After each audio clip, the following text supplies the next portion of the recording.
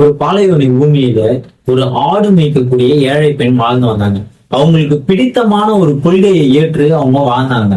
அதை பிடிக்காத சில நபர் என்ன பண்ணாங்கன்னா அவங்களுக்கு மிகவும் கஷ்டம் கொடுக்க ஆரம்பிச்சாங்க. எந்த அளவுக்குனா இரும்பு கம்பியை காசி அவங்களுடைய முதுகுல சூடு வைக்க ஆரம்பிச்சு. அது மட்டும் இல்லாம அவங்கள தண்ணியில முக்கி அவங்க மூச்சு திணறதை பார்த்து இவங்க எல்லாம் சந்தோஷப்பட்டாங்க. இது மாதிரி பல கஷ்டங்கள் கொடுத்துட்டு இருந்தாலும் ஒரு நாள் அவங்க தனிமையில போகும்போது ஒரு நபர் அவங்கள சந்திச்சு நீ ஏற்ற கொள்கையை விடுதியா மாட்டியான்னு கேட்கும் போது அவங்க கொடுத்த பதில் நான் மாட்டேன் அப்படின்னு சொல்லும் போது இவர் கோபத்தின் உச்சிக்கு சென்று தன்னுடைய கையில் இருக்கும் ஈட்டியத்தை அந்த பெண்மணியை குத்துறாங்க.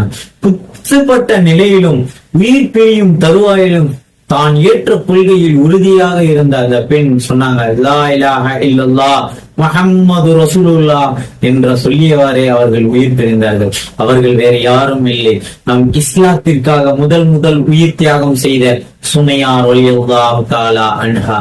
அவர்களை போற்றுவோம், வாழ்வில் வெற்றி பெறுவோம்.